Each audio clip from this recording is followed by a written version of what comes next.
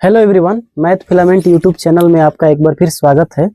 आज के वीडियो में हम लोग पढ़ेंगे क्लास 12th की केमिस्ट्री, जिसमें अब तक हमने काफ़ी लेक्चर आपको प्रोवाइड कर दिया है, जहां पे हम पूरा जीरो से एकदम पूरा बेसिक से एडवांस तक पढ़ने की कोशिश कर रहे हैं। तो आपको मैंने बहुत सारे टॉपिक कराया है, उम्मीद है आपने सभी लेक्चर को बहुत अच्छे तरीके से देखा होगा। आज के इस क्लास में हम लोग पढ़ने जा रहे हैं ठोसों की द्रव में विलेयता। तो आप लोग अपने कॉपी में हेडिंग लगाएंगे ठोसों की द्रव में विलेयता, जिसको हम कहते हैं solubility of solid in liquid. यानी हम द्रव में घोलना चाह रहे हैं ठोस को, है ना। किसको घोलना चाह रहे हैं? ठोस को। तो हम ये देखेंगे, जैसे हमने आपको पढ़ाया था कि गैसों की द्रव में विलेयता, तो हमने बताया था ना कि गैसों को द्रव में कैसे हम लोग घोलेंगे, उसकी घुलनशीलता किन किन बातों पर निर्भर करती थी। जैसे हमने आपको बताया था कि गैसों की प्रकृति पर निर्भर करती थी, है ना, कि किस नेचर का गैस है। जैसे O2 कम घुलता है, जबकि HCl या NH3 ज्यादा घुल जाता है ना। फिर हमने आपको बताया था कि विलायक का नेचर, विलायक और गैस का प्रकृति, मतलब ध्रुवीय विलायक में ध्रुवीय गैस आसानी से घुल जाता है और अध्रुवीय विलायक में अध्रुवीय गैस आसानी से घुल जाता है। तो ये सारे टॉपिक हमने आपको समझा दिया था। फिर हमने आपको बताया तापमान बढ़ाने पे अक्सर गैसों की विलेयता घट जाती है, लेकिन कुछ ऐसे भी गैस है जैसे H2, जैसे हीलियम, इनकी जब विलेयता की हम बात करते हैं तो वहां पे आपने देखा होगा कि वहां पे विलेयता उसकी तापमान बढ़ाने पे भी बढ़ जाती थी। आपको मैंने बहुत अच्छे तरीके से इस बातों को समझाया था। और दाब के बारे में तो आपको पता ही है, हेनरी का नियम उसी पे आधारित है, क्योंकि दाब बढ़ाने पे गैसों की विलेयता क्या होती है? बढ़ जाती है। पांचवा जो पॉइंट था, हमने आपको बताया था कि अन्य पदार्थों की उपस्थिति, या अगर किसी विलायक में पहले से ही कोई पदार्थ मौजूद है तो वहां पे अगर आप गैसों की विलेयता की बात करेंगे तो उसकी विलेयता घट जाती है। सेम टू सेम वही कहानी यहाँ पे हम लोग पढ़ने वाले हैं। जो टॉपिक्स हमने वहां पे पढ़ा था, आई थिंक यहाँ पे सारे टॉपिक्स को हम लोग पढ़ेंगे। तो आइए जरा इसकी शुरुआत करते हैं। ध्यान से देखिएगा, ठोसों की द्रव में विलेयता। तो ठोसों की द्रव में विलेयता को समझने से पहले आपको ये जानना बड़ा ही जरूरी है कि ठोसों की द्रव में विलेयता का परिभाषा क्या है ना। तो हम परिभाषा पे फोकस करते हैं। तो आप लोग हेडिंग लगा लीजिए परिभाषा। परिभाषा को कहते हैं डेफिनेशन। क्या कहते हैं? डेफिनेशन। तो हम इसकी परिभाषा को जरा देख लेते हैं कि परिभाषा क्या है। तो आप लोग लिखिएगा मेरे साथ, 100 ग्राम द्रव विलायक में 100 ग्राम द्रव विलायक में 100 ग्राम द्रव विलायक में 100 ग्राम द्रव विलायक में 100 ग्राम द्रव विलायक में किसी ठोस पदार्थ की किसी ठोस पदार्थ की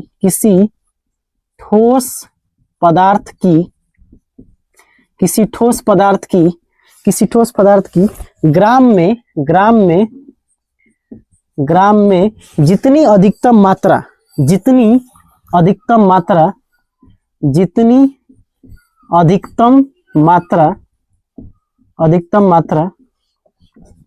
अधिकतम मात्रा उपस्थित होती है।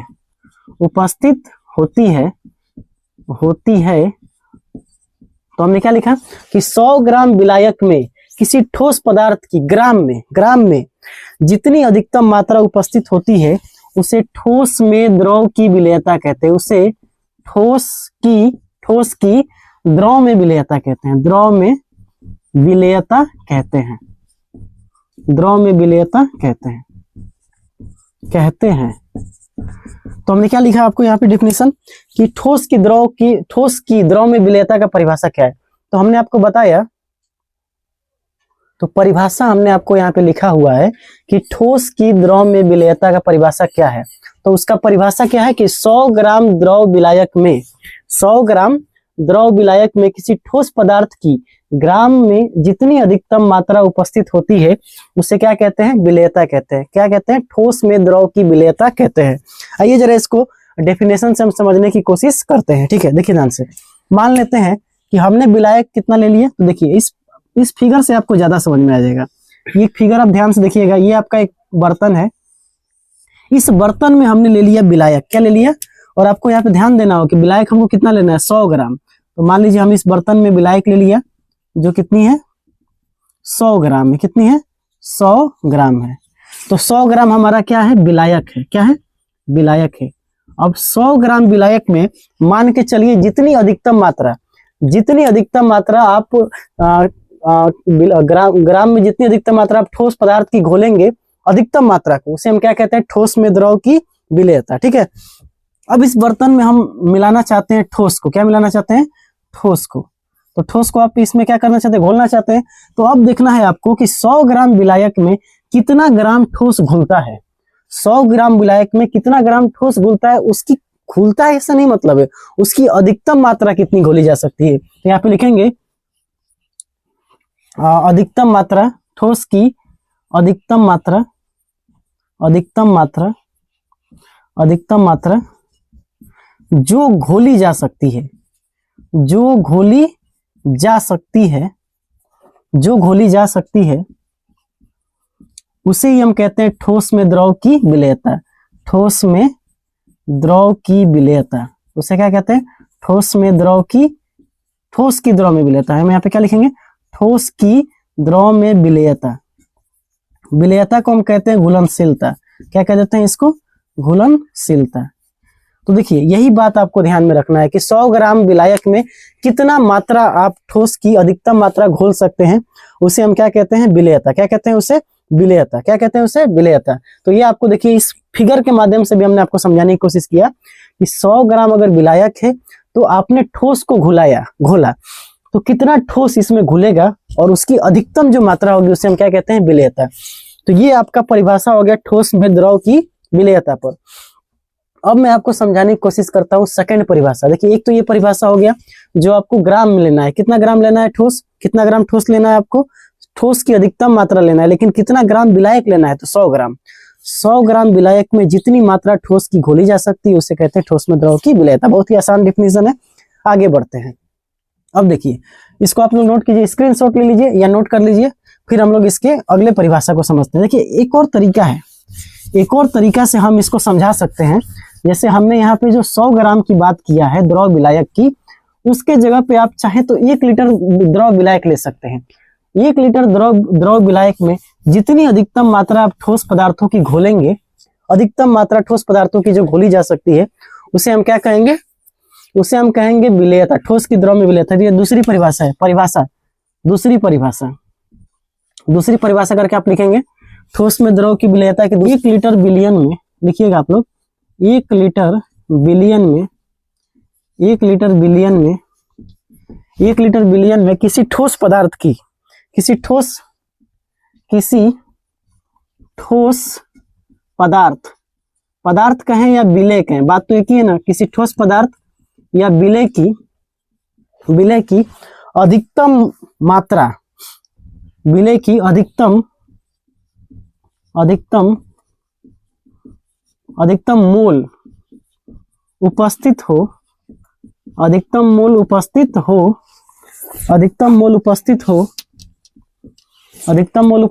हो, उसे ठोस में द्रव की विलेयता कहते हैं। उसे ठोस में द्रव की विलेयता कहते हैं। विलेयता, उसे ठोस में द्रव की विलेयता कहते हैं। तो बहुत ही आसान परिभाषा हमने आपको लिख दिया कि हमने लिखा कि 1 लीटर बिलियन में किसी ठोस पदार्थ या विलेय की अधिकतम मात्रा जो उपस्थित होती है, मोल उपस्थित होती है। देखिए, जब आप लीटर ले रहे हैं तो आपको विलायक जो मोल लेना है, किसका मोल लेना है? विलेय का मोल लेना है। और बिलियन का क्या लेना है? 1 लीटर।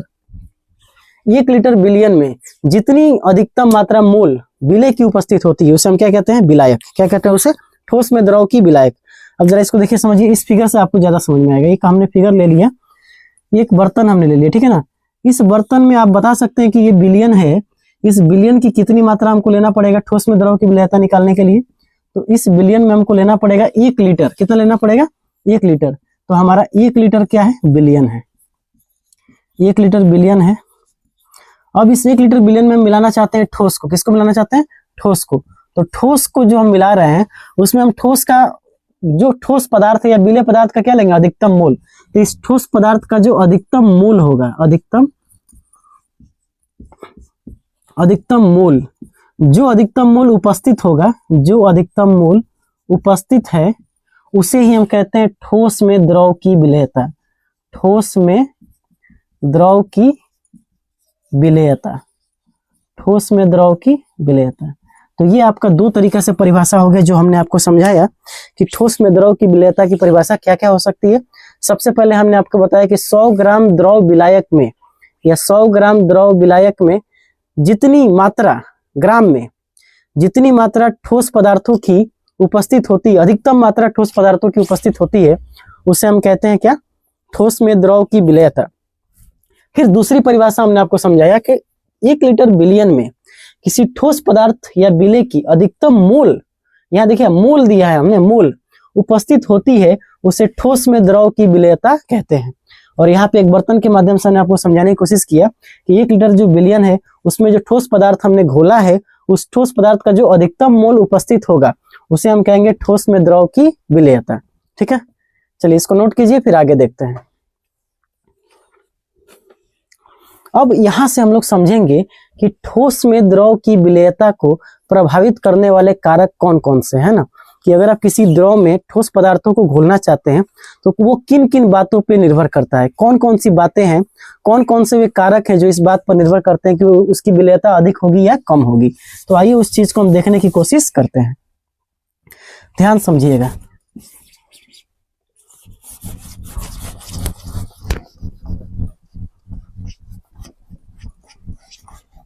रोक दो ना, मैं क्या दिन तो रोक दे।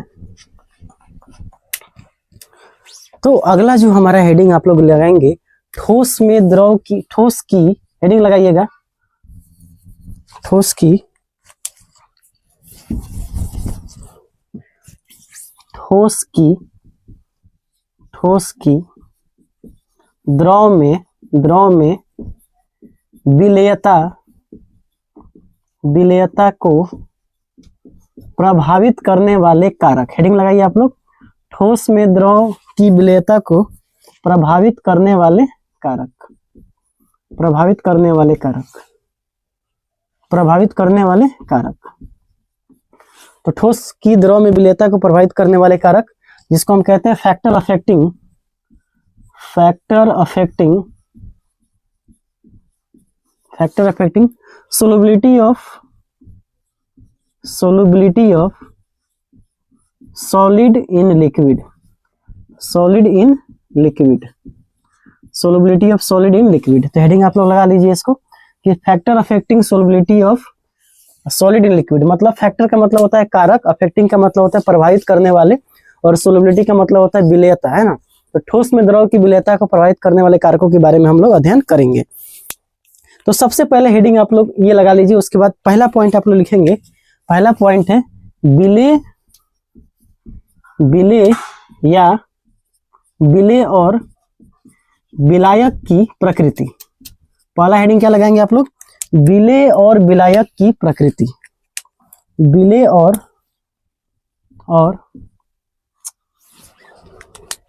लिखिए ध्यान से,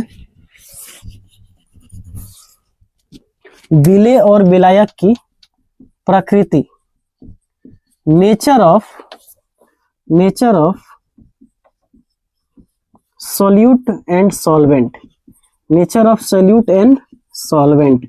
ये आपका पहला हेडिंग होगा, है ना। पहले हम लोग समझेंगे कि विलायक की प्रकृति और विलेय की प्रकृति कैसे निर्भर करती है इन बातों पे, है ना। तो ध्यान से देखिएगा, अगर विलायक, विलेय जो है और विलायक है वो दोनों सेम नेचर का है, मतलब दोनों की प्रकृति समान है।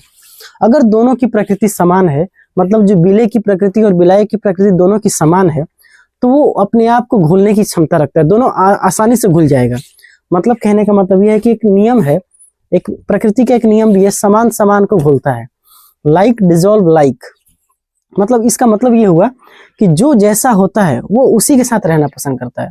जैसे मान लीजिए अगर क्लास की बात हम करें, तो अगर एक क्लास हम लोग अगर देख रहे हैं तो एक क्लास में जो बच्चे वाकई में पढ़ने वाले होते हैं तो वो एक साथ रहते हैं, है ना। उनकी संगत जो होती है वो एक साथ रहती है, और जो पढ़ने वाले नहीं होते हैं, जो केवल जो बदमाशी करते हैं ना, वो बच्चे एक साथ रहते हैं। इसका मतलब लाइक डिजोल्व लाइक, मतलब समान समान को घोलता है। जो अच्छे होते हैं वो अच्छे के साथ रहना पसंद करते हैं, और जो खराब होते हैं वो खराब के साथ रहना पसंद करते हैं ना। तो लाइक डिजोल्व लाइक का नियम यहाँ पे काम करता है, मतलब समान समान को घुलता है। पिछले वाले वीडियो में आपको याद होगा, हम आपको बताए थे कि विलायक दो तरह के नेचर के हो सकते हैं, या तो वो ध्रुवीय हो सकते हैं और अध्रुवीय हो सकते हैं।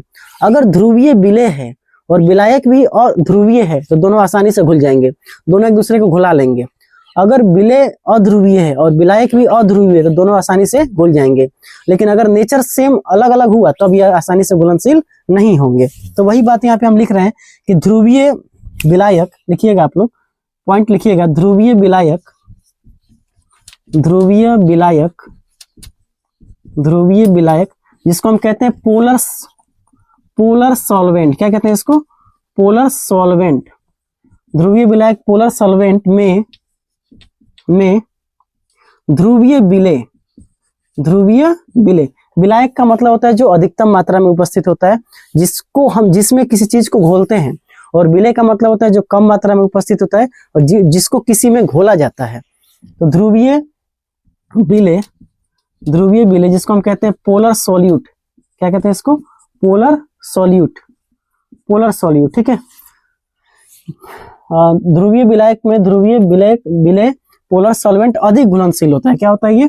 अधिक घुलनशील होता है, अधिक घुलनशील होता है, अधिक घुलनशील होता है, अधिक घुलनशील होता है ना।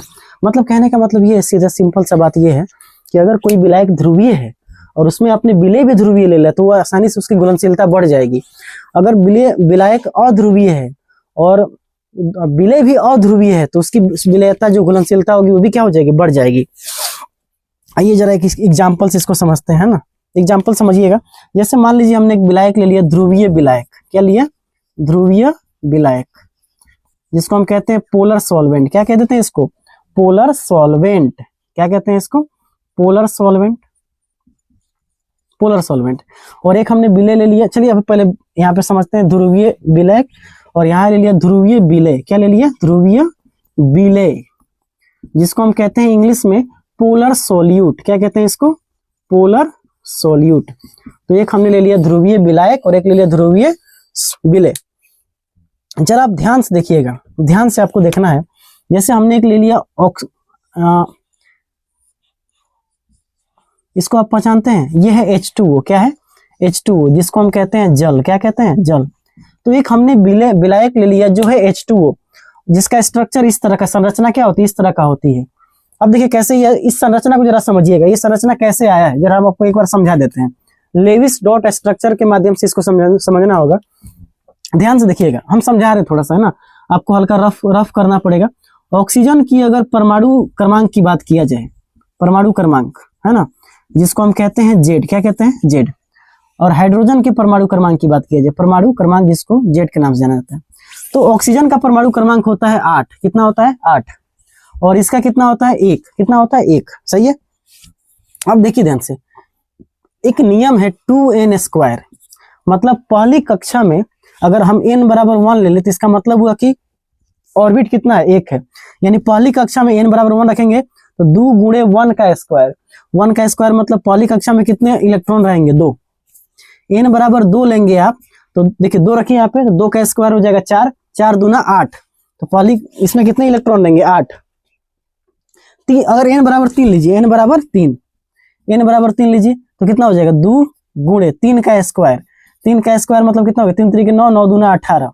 यानी अगर कोई भी इलेक्ट्रॉन तभी स्टेबल होगा, अस्थाई होगा, जब उसके इलेक्ट्रॉन, जब वो आपस में या तो 2 का, देखिए कोई भी जो मॉलिक्यूल है या एटम है, कोई भी एलिमेंट है, वो एलिमेंट हमेशा अपने आप को अस्थाई रखना चाहता है। कोई भी हो, आदमी भी होता है, आदमी भी अपने आप को अस्थाई रखना चाहता है।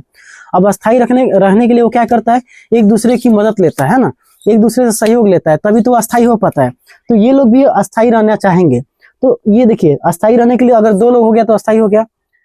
केमिस्ट्री में 2 लोग क्या है? अस्थाई है। 8 लोग क्या है? अस्थाई है। 18 लोग क्या है? अस्थाई है। अब इसी कहानी को पूरा करने के लिए लेविस डॉट स्ट्रक्चर को बनाया गया। अब देखिए एक बात बताइए, क्या 8 में 8 स्टेबल है? नहीं, इसको तोड़ना पड़ेगा। देखिए या तो ये 2 रहे, 2 हो गया, ठीक है, पहली कक्षा में हो गया।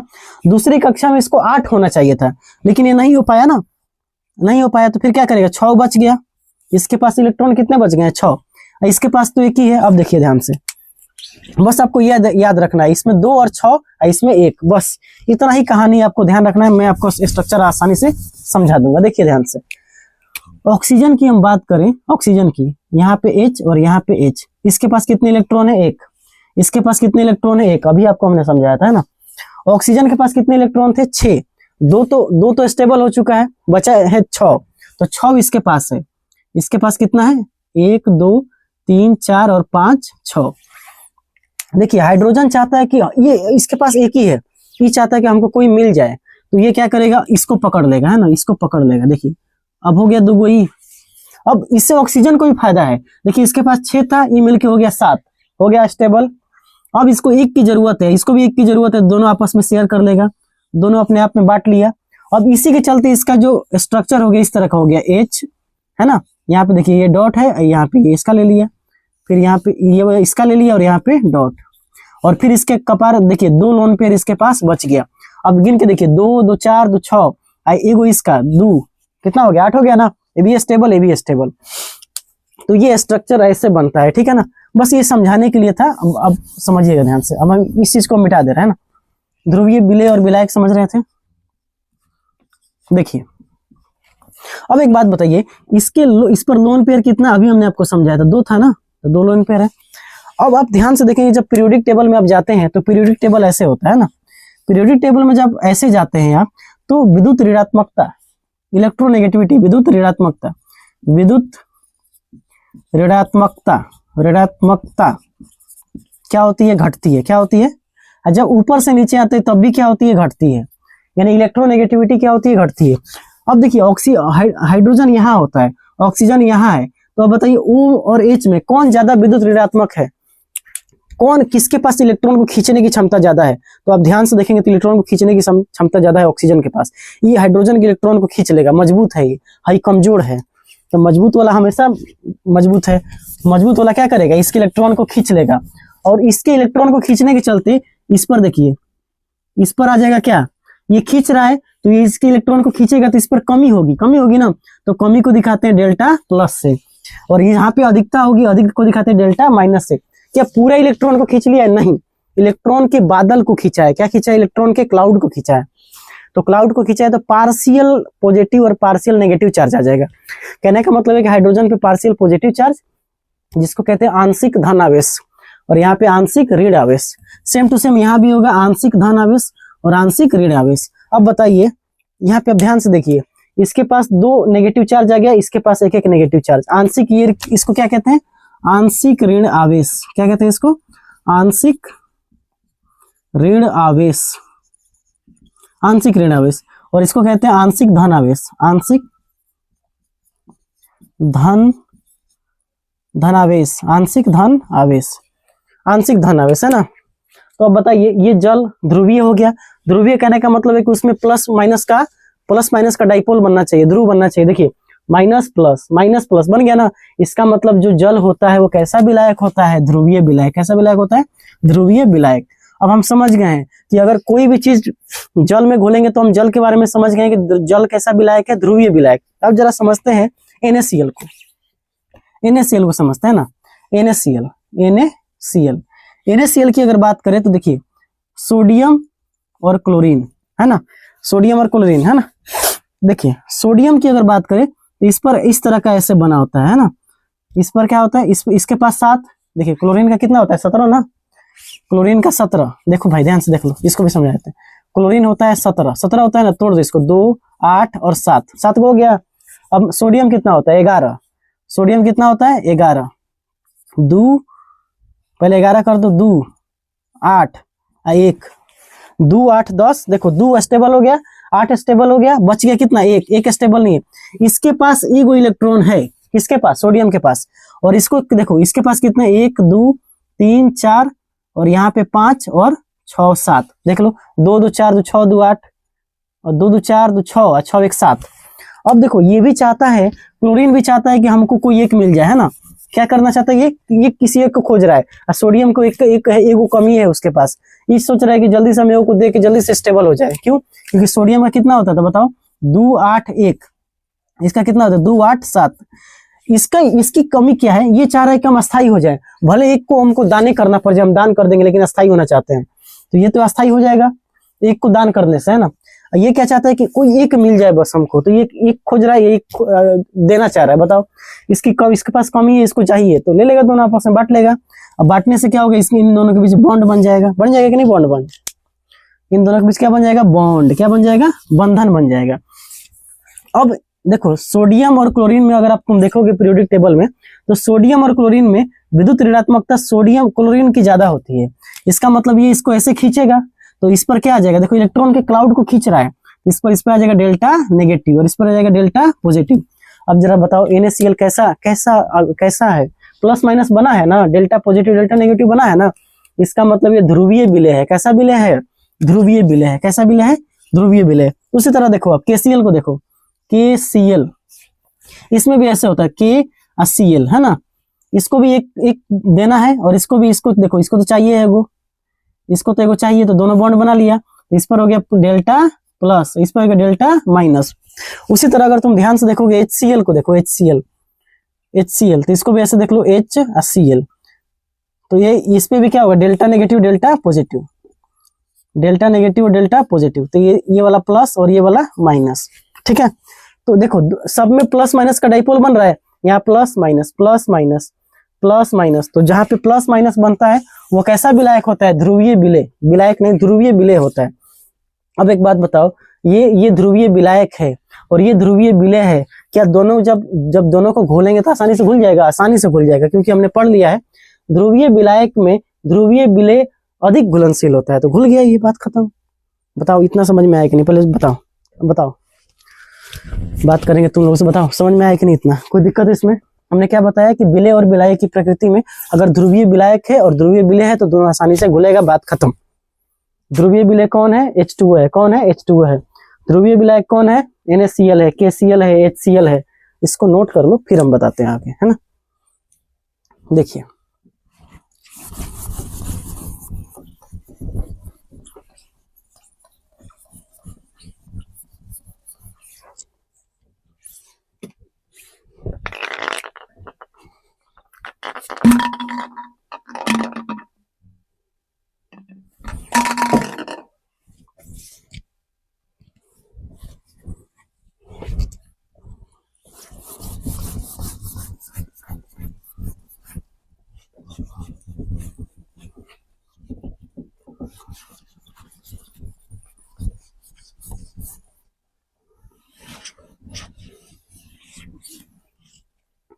तो हमने आपको यहाँ पे क्या बताया कि ध्रुवीय विलय जो होता है, ध्रुवीय विलय वो ध्रुवीय विलायक में आसानी से अधिक घुलनशील होता है। अगर आपने ले लिया ध्रुवीय विलय और एक ले लिया ध्रुवीय विलायक, तो दोनों आसानी से क्या होंगे, घुलनशील होंगे, है ना। तो इसका मतलब हम यहाँ पे एक चीज लिख सकते हैं, एग्जाम्पल में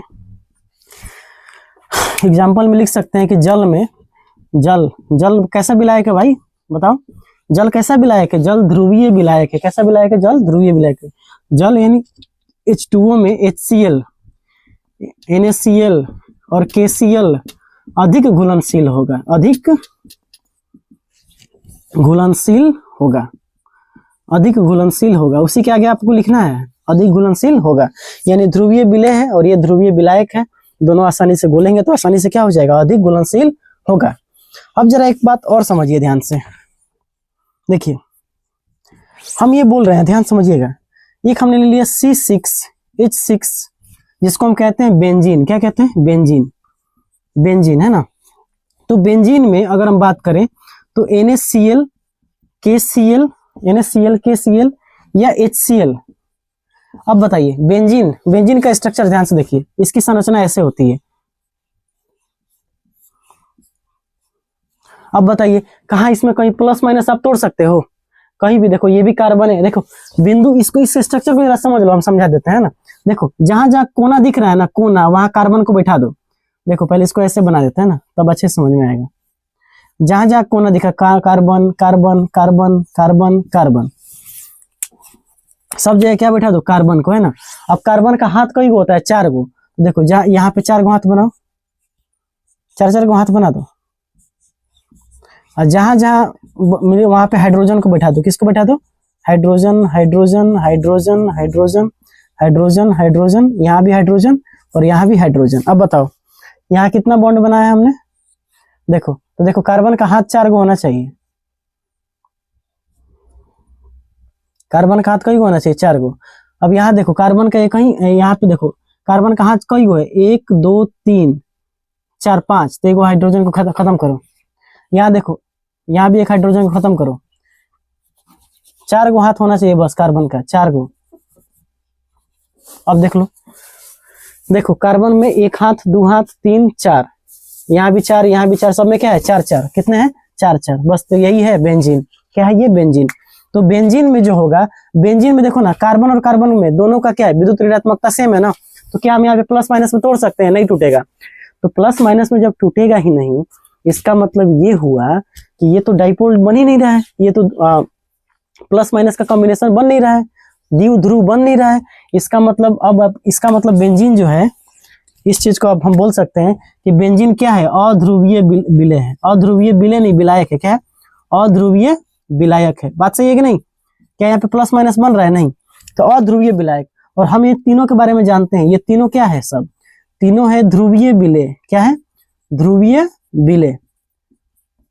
मतलब हम इसको घोलना चाहते हैं इसमें, तो ये तो ध्रुवीय विलय है और ये अध्रुवीय विलायक है। तो क्या इसमें घुलनशील होगा? नहीं होगा, बहुत कम घुलनशील होगा, है ना, या अघुलनशील। हम लिख सकते हैं अघुलनशील। क्यों भाई? क्योंकि हम जानते हैं समान समान को घोलता है, लाइक डिजोल्व लाइक। ये है देखो, है अध्रुवीय है और है ध्रुवीय है, तो ये दोनों घुलेगा आपस में? कभी नहीं घुलेगा, क्योंकि ये अगर ये ध्रुवीय है तो इसको भी ध्रुवीय होना पड़ेगा। नहीं है वो ध्रुवीय, तो बातें खत्म कर देंगे, बातें। यहाँ तक समझ में आया? बताइए, यहाँ तक आपको समझ में आ रहा है ना? बोलिए।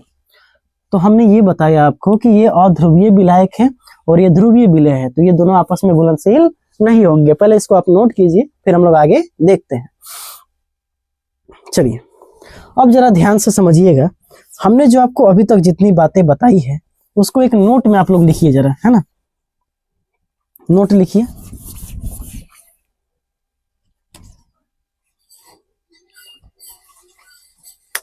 नोट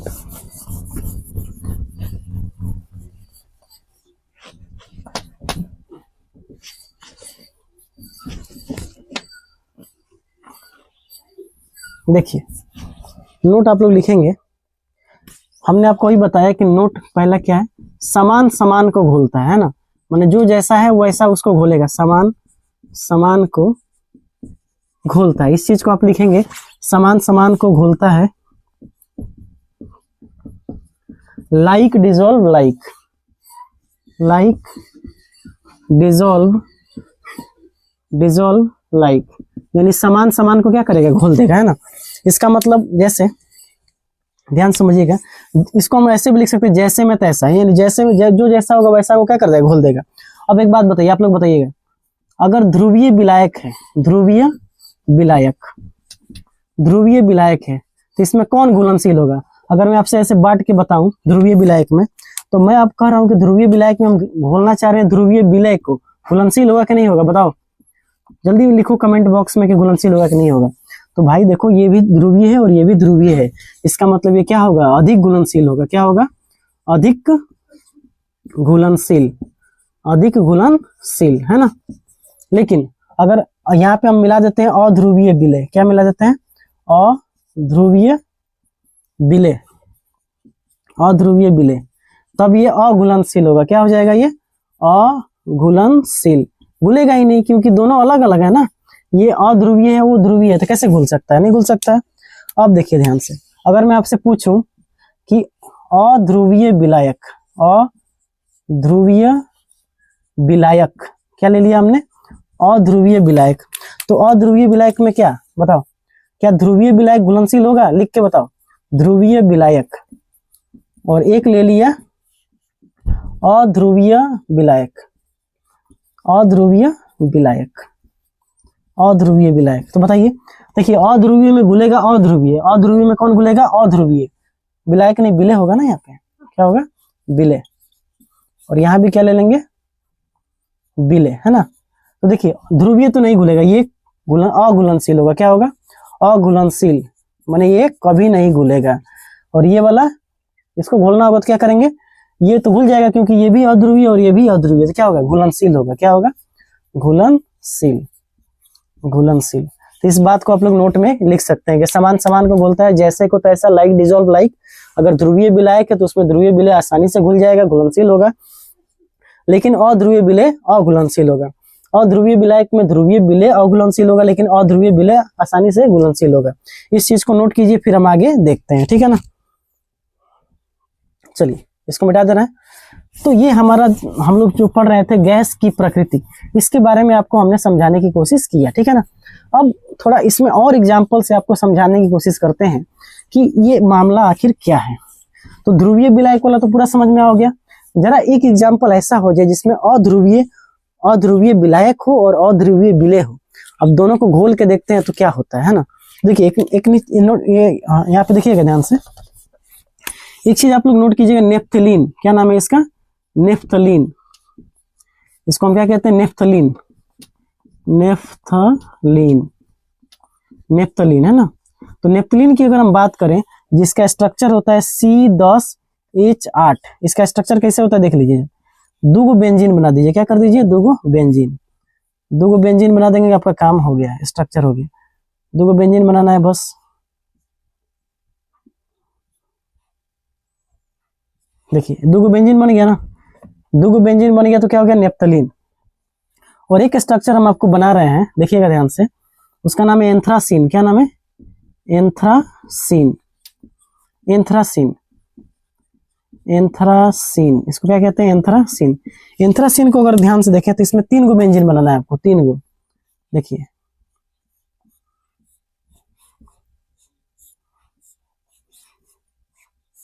अब मैं आपसे बस एक बात पूछूंगा, बताइएगा आप लोग एक बात, बस सिंपल एक बात। अब बताइए, ये दोनों जो आपको दिख रहा है, ये ध्रुवीय क्या है? ध्रुवीय विलायक है कि अध्रुवीय विलय है? मतलब ये विलय है, दोनों क्या है? विलय है। लेकिन आपको बताना है ये कैसा विलय है, ध्रुवीय है कि अध्रुवीय है। देख के बताइए।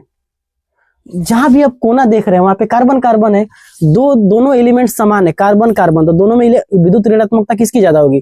दो आदमी है, पूछेंगे दो आदमी है, बोले दोनों आदमी समान है, मतलब हम ही है, हमारे एक और जैसा डुप्लीकेट आदमी बन गया, डबल रोल। दोनों में कौन बरियार है? कौन बरियार हो? दोनों बरियार होगा, दोनों बराबर ही होगा ना। इसका मतलब इसमें विद्युत ऋणात्मकता क्या होगी? बराबर। तो इसी ये कैसा विलय हो गया? अध्रुवीय विलय हो गया। कैसा विलय हो गया? अध्रुवीय विलय हो गया, ठीक है। अब इस विलय को हम घोलना चाह रहे हैं ना, किसमें घोलना चाह रहे हैं? अब देखिए इसको हम घोलना चाह रहे हैं किसमें? इसको हम घोलेंगे अध्रुवीय विलायक में। अध्रुवीय विलायक कौन कौन है जिसको लिख देते हैं? अध्रुवीय विलय, जैसे हमने एक लिखा CCl4, कार्बन टेट्राक्लोराइड। क्या नाम है इसका? Carbon tetrachloride. इसका स्ट्रक्चर होगा, देखिए C कार्बन,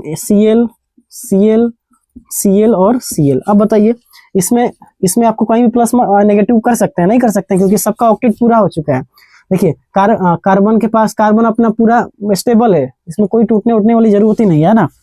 दूसरा है, एक तो ये हो गया कार्बन टेट्राक्लोराइड, एक हो गया आपका बेंजीन। अभी हमने आपको बताया बेंजीन, ये पहला हो गया। दूसरा क्या हो गया? बेंजीन C6H6 और H6, ये बेंजीन हो गया। एक आपका हो गया ईथर। क्या हो गया? ईथर ऐसे बनता है, ईथर में क्या होता है? देखिए ईथर 2 तरह का हो सकता है, एक तो दोनों का जो ग्रुप होगा ऐसे होगा। अब आर के पास कुछ भी हो सकता है, अब मेथेन हो सकता है, एथेन हो सकता है, प्रोपेन हो सकता है, ब्यूटेन हो सकता है, जो हम लोग आगे वीडियो में सीखेंगे। अभी के लिए बस इतना समझिए, ये एथेन क्या है? एक ये जो हम जितना भी लिख रहे हैं ये सब अध्रुवीय विलायक है।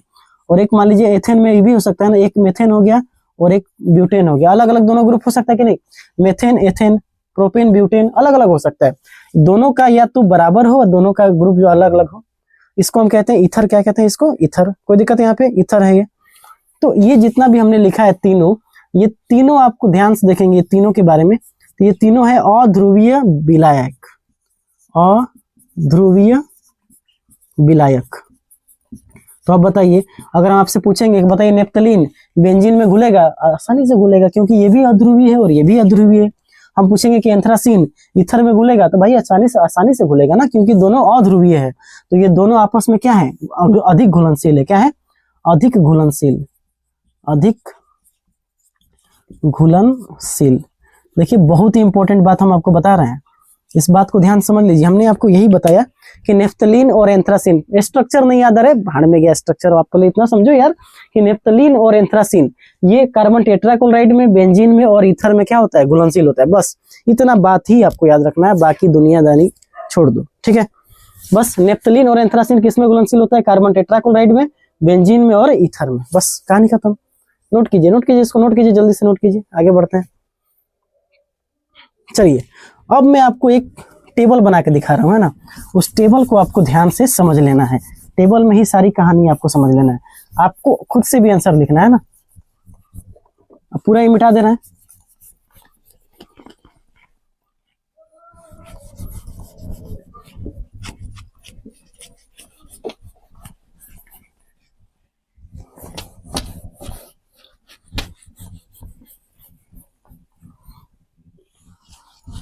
देखिए ध्यान से, तो ठोस की द्रव्य विलेयता को प्रभावित करने वाले कारक हम लोग पढ़ रहे थे, यही हमारा टॉपिक है।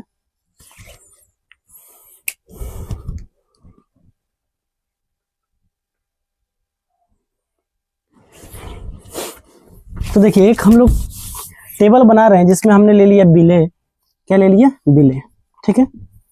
और एक हमने ले लिया विलायक, इसको हम लोग खींच देते हैं, ऐसा ना। ये आपका विलेय हो गया, दूसरा क्या हो गया, विलायक, जिसको हम कहते हैं सॉल्वेंट, ये है सॉल्यूट। और हम पता करेंगे कि विलेयता क्या होगी, है ना, घुलनशील होगा कि अघुलनशील होगा, आपको ये लिखना है। फिर यहाँ पे जो उसका एग्जाम्पल होगा, यानी उदाहरण यहाँ पे आपको लिखना है, ठीक है। बात आपको समझ में आ गया, कहानी क्लियर है सबको, सबको। देखिए आप लोग मेरे सामने हो नहीं ना, तो थोड़ा सा ये हमको लग रहा है कि आप समझ पा रहे हैं कि नहीं। देखिए ध्यान समझिए, हम जो चीजें अभी हमने जितना पढ़ा है, जैसे हमने पढ़ा अभी आपको कि विलेय जो होता है, ध्रुवीय विलायक में ध्रुवीय विलेय घुलनशील होता है, अध्रुवीय विलायक में अध्रुवीय विलेय घुलनशील होता है। तो बस उसी को कंक्लूड करके बस यही 2 लाइन आपको याद रखना है, बस इतना ही। और एग्जाम्पल याद रख लो, बस इतना काम करना है, ज्यादा नहीं, है ना। देखिए ध्यान से, तो विलेय की बात करें, है ना, विलेय ध्यान से देखिएगा यार। हम सबसे पहले विलेय ले रहे हैं ध्रुवीय, क्या ले रहे हैं, ध्रुवीय, जिसको हम कहते हैं पोलर, क्या कहते हैं, पोलर विलेय, यानी ध्रुवीय विलेय ले लिया, है ना। और ध्रुवीय विलेय को हम लोग घोल रहे हैं ध्रुवीय विलायक में, किसमें घोल रहे हैं, ध्रुवीय विलायक में, ये भी पोलर है। तो चलो बताओ, इसमें बताओ क्या लिखोगे, विलेयता क्या होगी, घुलनशील होगा कि नहीं होगा, ये घुलेगा, बताएंगे सब लोग, बताएंगे घुलेगा कि नहीं घुलेगा। जवाब नहीं दे रहे आप लोग, बताइए घुलेगा कि नहीं घुलेगा। तो भाई साहब ये घुल जाएगा, क्यों, क्योंकि ये भी ध्रुवीय और ये भी दोनों चोर चोर मौसेरा भाई, चोर चोर मौसेरा भाई, तो ये भी क्या होगा, घुलनशील होगा। क्या होगा, घुलनशील, क्या हो जाएगा, घुलनशील। सोल्यूबल, क्या हो जाएगा, सोल्यूबल। कोई एग्जाम्पल बताइए जो ध्रुवीय विलेय और ध्रुवीय विलायक का, तो है ना एग्जाम्पल, जल में अभी हमने आपको बताया, जल में NaCl, बोलो बताया है कि नहीं, जल में NaCl, जल में HCl, जल में HCl, ये नमक हो गया, जल में नमक, जल में हाइड्रोक्लोरिक एसिड, ये घुलनशील है कि नहीं। जल कैसा है, ध्रुवीय विलायक है, और NaCl कैसा है, HCl कैसा है, ध्रुवीय विलेय, तो घुलनशील होगा। दूसरा एग्जाम्पल समझिएगा, दूसरा अब हम ले रहे हैं अध्रुवीय, क्या ले रहे हैं, अध्रुवीय, अध्रुवीय नॉन पोलर, क्या ले रहे हैं, नॉन पोलर, नॉन पोलर।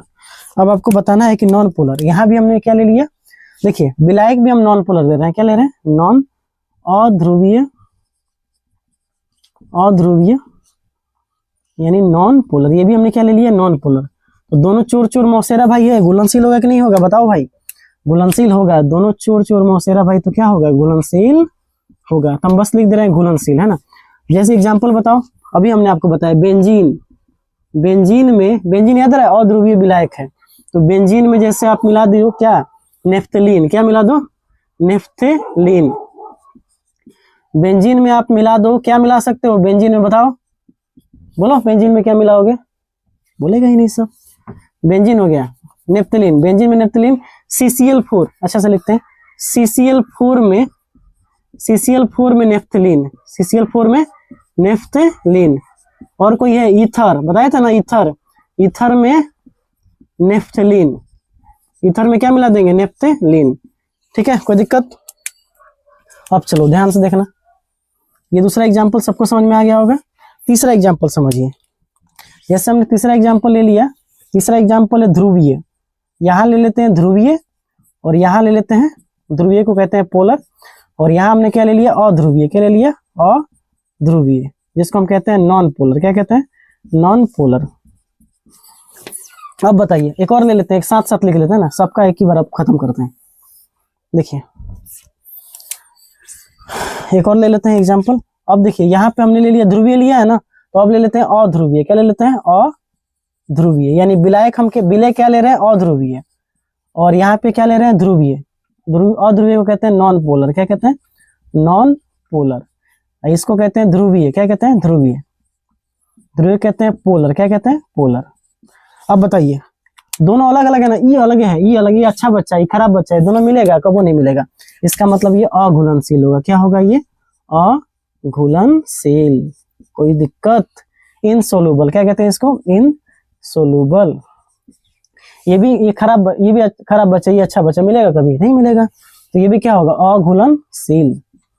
अघुलनशील, अघुलनशील है ना। कोई एग्जाम्पल बता दो सर, तो बताते हैं ना एग्जाम्पल। देखिए एक हमको क्या लेना है, ध्रुवीय लेना है, क्या, विलय। ध्रुवीय विलय क्या क्या होता है, जैसे NaCl, HCl, KCl, और हमको अध्रुवीय क्या लेना है, विलायक। तो विलायक हम ले लेते हैं बेंजीन। बेंजीन में नमक घोल दो, घुलेगा कभी, बेंजीन में नमक कभी नहीं घुलेगा, क्योंकि बेंजीन क्या है, बेंजीन अध्रुवीय विलायक है, और ये क्या है, ध्रुवीय विलायक है, घुलेगा। जैसे तुम ले लो ईथर में HCl, ईथर में क्या ले लो, HCl, घुलेगा, कबो नहीं घुलेगा। ईथर आपका अध्रुवीय है और ये ध्रुवीय है।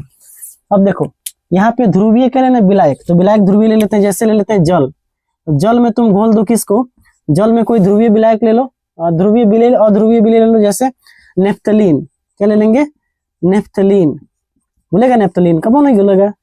तो जल में नेफ्थलीन कभी घुलता नहीं है। तो ये आपका पूरा का पूरा टेबल है। देखिए बहुत ही इंपॉर्टेंट, बहुत मेहनत लगा है आपको पढ़ाने में, इतना है ना। तो बहुत ही ध्यान से आपको देखना है, इसको नोट कीजिए, फिर हम आगे अगला जो है उसको बताते हैं। नोट कीजिए। अब देखिए ध्यान से,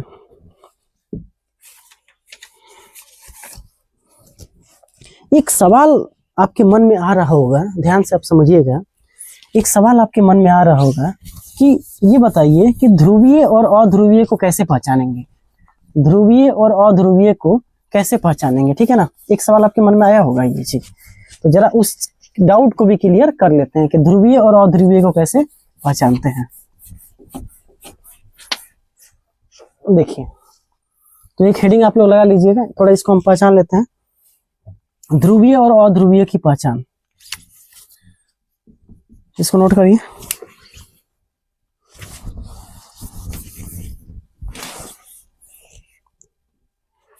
देखिए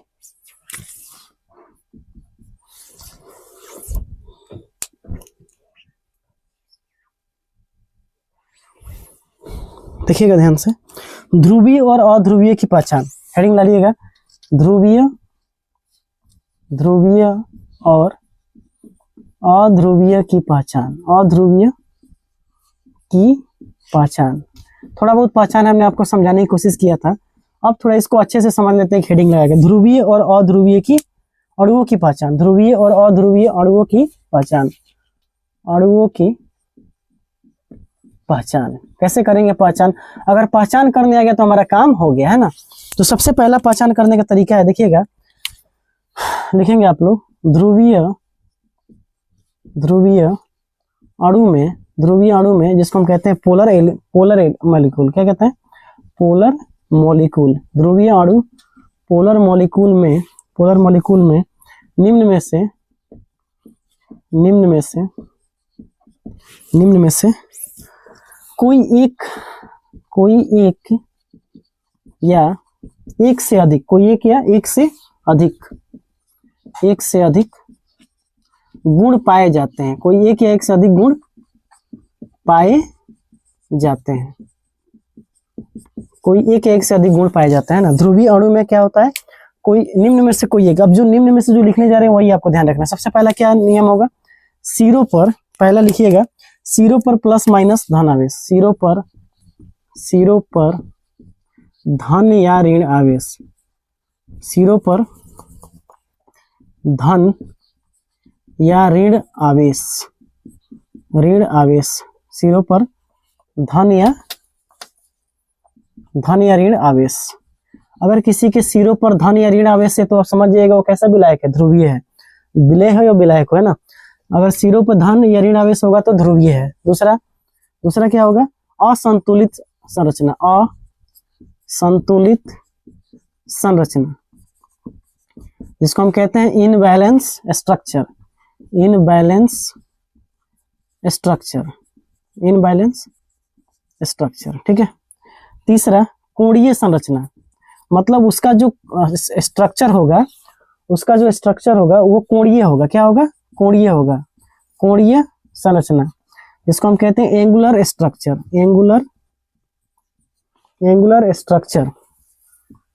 एंगुलर स्ट्रक्चर जैसे कोण की तरह, इस तरह कोण की तरह क्या बने, उसकी आकृति बने।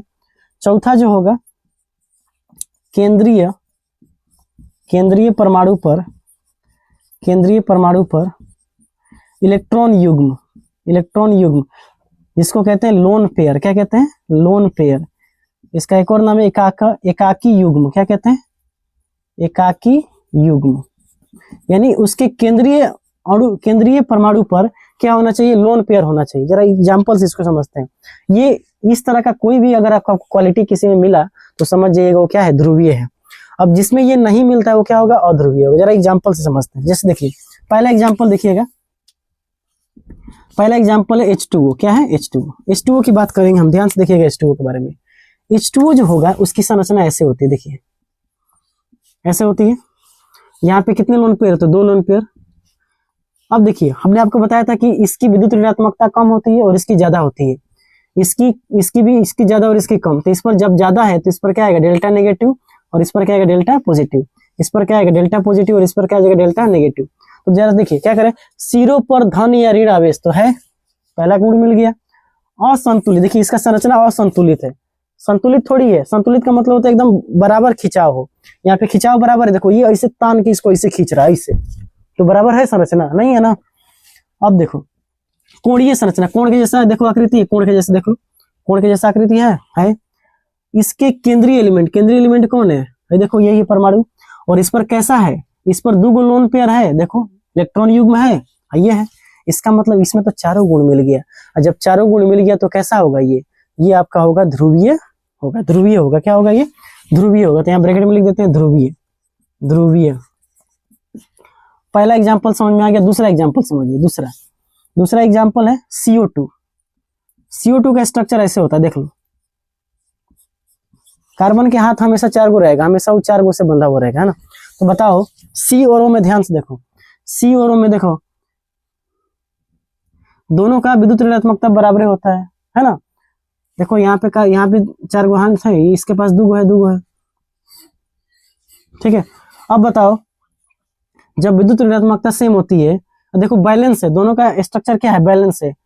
कार्बन पे कौन इलेक्ट्रॉन युग्म है, देख लो कोई युग्म नहीं है, इलेक्ट्रॉन पे लोन पेयर है। क्या इसका स्ट्रक्चर एंगुलर है, देखो कोण के जैसा स्ट्रक्चर है, नहीं है, तो ये क्या है, अध्रुवीय है। इको क्वालिटी नहीं मिला इसमें, तो क्या हो जाएगा, अध्रुवीय। इसके सिरे पर प्लस माइनस आएगा, नहीं आएगा, क्योंकि कार्बन और ऑक्सीजन का विद्युत ऋणात्मक वैल्यू क्या होती है, बराबर होती है। इलेक्ट्रोनेगेटिविटी वैल्यू क्या होती है, बराबर होती है। तीसरा देखिए CCl4, NH3 को देख लो पहले, NH3 की बात करें हम तो देखो NH3 ऐसे होता है, N यहाँ पे H और H। पिछले क्लास में हम लोग पढ़े भी थे। यहाँ पे कितने लोन पेयर होते हैं, 2। इसकी विद्युत ऋणात्मकता ज्यादा होती है तो यहाँ पे डेल्टा पॉजिटिव, तो delta negative, delta positive, delta negative, delta positive, delta negative. सिरों पर प्लस माइनस ऋण आवेश है, देख लो प्लस माइनस है। क्या इसकी संरचना असंतुलित है, देख लो। क्या इसका कोणीय संरचना है, बिल्कुल है, देख लो।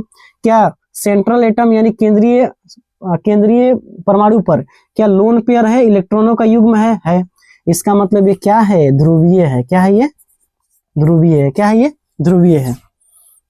अब देखो जरा ध्यान से चौथा एग्जांपल हम तुमको ले रहे हैं CCl4, कुछ नहीं, Cl,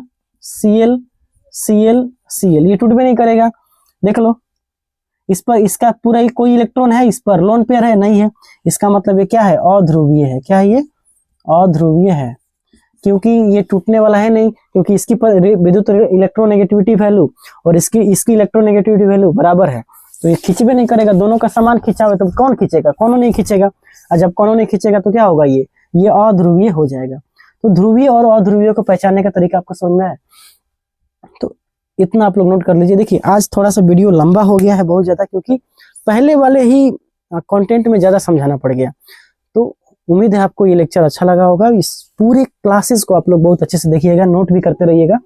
इसका पार्ट 2 भी आएगा, क्योंकि पार्ट 2 लाना ही पड़ेगा, क्योंकि अभी तक हमने केवल और केवल एक ही क्वालिटी को बताया है, एक ही पॉइंट बताया है, बिले और बिलायक की प्रकृति।